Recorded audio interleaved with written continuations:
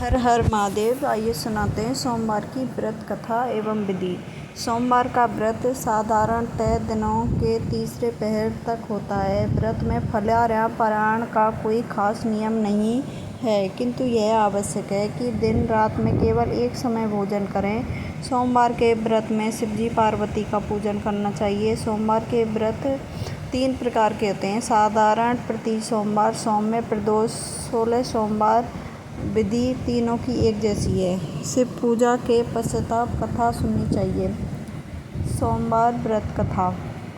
एक बहुत धनवान साहूकार था, जिसके घर धन आदि प्रकार की कमी नहीं थी, परंतु उसको एक दुख था कि उसके कोई पुत्र नहीं था।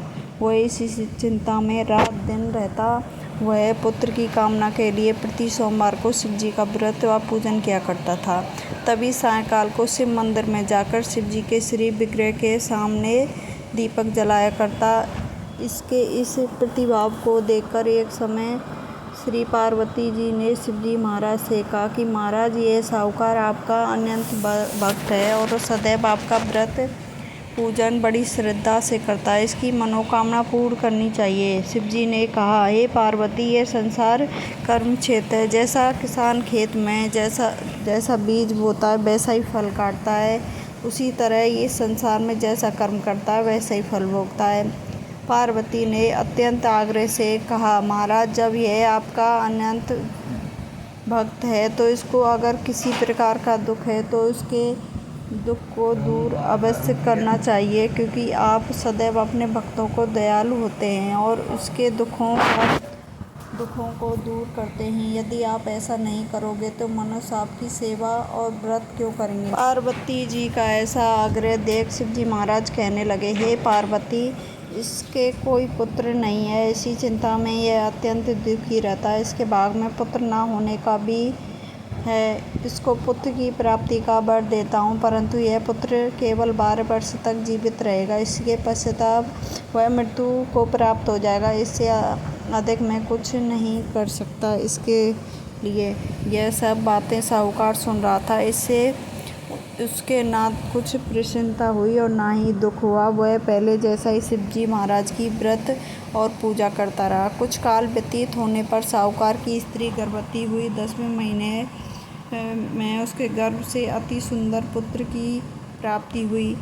साहूकार के घर में बहुत खुशियां मनाई गईं, परंतु साहूकार ने उसको केवल 12 वर्ष की आयु जानकर कोई अधिक प्रसन्नता प्रकट नहीं की, ना ही किसी को भेद ही बताया। जब वह बालक 11 वर्ष का हो गया तो उस बालक की माता ने उसके पिता से विवाह आदि के लिए कहा, तो वह साहूकार कहने लगा कि अभी मैं इसका विवाह नहीं करूँगा। उसने पुत्र को काशी जी पढ़ने के लिए भेजूँगा। फिर साहूकार ने अपने साले अर्थात बालक के मामा को बुला उसके साथ बहुत सा धन देकर कहा, तुम बालक को काशी जी पढ़ने के लिए ले जाओ। रास्ते में जिस स्थान पर भी जाओ, यज्ञ कराते हुए ब्राह्मणों को भोजन कराते जाओ। वह दोनों मामा भांजे यज्ञ कराते हुए ब्राह्मणों को भोजन कराते रहते थे। रास्ते में उनको एक शहर पड़ा। वहाँ उस शहर में राजा की कन्या का विवाह था। दूसरे राजा का लड़का जो विवाह करने के लिए बारात लेकर आया था, वो एक आँख से काना था। उसके पिता को इस बात की बड़ी चिंता थी कि वह वर को देख कन्या के माता पिता विवाह में किसी प्रकार की अड़चन पैदा ना कर सकें। इस कारण वह अपने अति सुंदर सेठ के लड़के को देखा तो मन में विचार आया, क्यों ना दरवाजे के समय इस लड़के से वर का काम कराया जाए।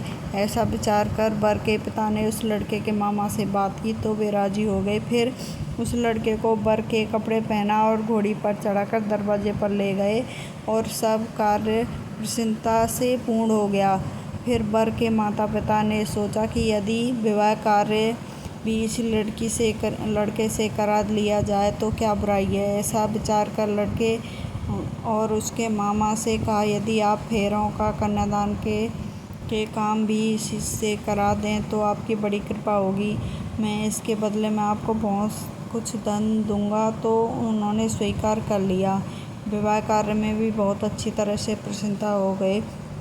परंतु जिस समय लड़का जाने लगा तो उसने राजकुमार की चुंदी के पल्लू पर लिख दिया कि तेरा विवाह तो मेरे साथ हुआ है, परंतु जिस राजकुमार के साथ भेजेंगे वह एक आंख से काना है। मैं काशी जी पढ़ने जा रहा हूँ। लड़के के जाने के पश्चात उस राजकुमारी ने जब अपनी चुंदी पर ऐसा लिखा हुआ पाया तो उसने राजकुमार के साथ जाने से मना कर दिया और कहा, यह मेरा पति नहीं है, मेरा विवाह इसके साथ नहीं हुआ, वह तो काशी पढ़ने गया। राजकुमारी के माता पिता ने अपनी कन्या को विदा नहीं किया और बारात वापस चली गई।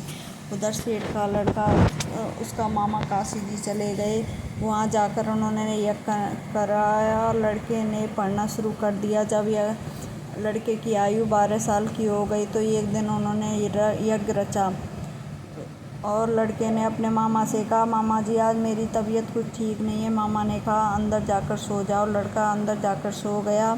थोड़ी देर में उसके प्राण निकल गए। जब उसके मामा ने आकर देखा तो वह मुर्दा पड़ा है तो उसको बड़ा दुख हुआ। उसने सोचा कि अगर मैं रोना पीटना मचा दूंगा तो यज्ञ का कार्य अधूरा रह जाएगा। अंत उसने जल्दी से यज्ञ का कार्य समाप्त कर ब्राह्मणों को जाने के बाद रोना पीटना प्रारंभ किया। संयोगवश उसी समय शिव पार्वती जी उधर से जा रहे थे। जब उन्होंने जोर जोर से रोने की आवाज़ सुनी तो पार्वती जी कहने लगी, महाराज कोई दुखिया रो रहा है, उसके कष्ट को दूर कीजिए। जब शिव पार्वती ने पास जाकर देखा तो वह एक लड़का मुर्दा पड़ा था। पार्वती ने कहने लगी, ये तो उसी सेठ का लड़का है जो आपके वरदान से हुआ था। शिव जी कहने लगे, हे पार्वती इसकी आयु इतनी ही थी सो वह बोल चुका है। तब पार्वती जी ने कहा, हे महाराज ये लड़का को आयु नहीं तो इसके माता तड़प तड़प कर मर जाएंगे। पार्वती जी के बार बार आग्रह करने पर शिव जी ने उसको जीवन वरदान दिया और शिव जी महाराज की कृपा से लड़का जीवित हुआ। शिव पार्वती कैलाश पर्वत चले गए। तब वह लड़का अपने मामा उसी प्रकार यज्ञ करते हुए तथा ब्राह्मणों को भोजन कराते हुए घर की ओर चल पड़े। रास्ते में उसी शहर में आए जहाँ पर उसका विवाह हुआ था। वहाँ पर आकर उन्होंने यज्ञ आरम्भ कर दिया तो उस लड़के के ससुर ने उसको पहचान लिया और अपने महल में ले जाकर उसकी खातिर की। साथ ही बहुत दास दासियाँ सहित आदरपूर्वक लड़की और जमाई को विदा किया। जब वह अपने शहर के निकट आए तो मामा ने कहा कि मैं पहले तुम्हारे घर आकर खबर कर देता हूँ। तब उस लड़के का मामा घर पहुँचा तो लड़के के माता पिता घर की छत पर बैठे थे और प्राण कर रखा था कि यदि पुत्र सकुशल लौट आया तो हम राजी राजी नीचे आ जाएंगे, नहीं तो छत से गिरकर अपने प्राण खो देंगे। इतने में उस लड़के की माँ ने आकर यह समाचार दिया कि उसका पुत्र आ गया है तो उसको विश्वास नहीं आया। तब उसके मामा ने शपथ पूर्वक कहा कि आपका पुत्र अपनी स्त्री के साथ बहुत सारा धन साथ लेकर आया है। तो सेठ ने आनंद के साथ उसका स्वागत किया, बड़ी प्रसन्नता के साथ रहने लगे। इसी प्रकार से जो कोई भी सोमवार के व्रत को धारण करता है अथवा इस कथा को पढ़ता या सुनाता है उसकी समस्त मनोकामना पूर्ण होती हैं। हर हर महादेव, जय भोलेनाथ। सब पर कृपा बरसाए रखें।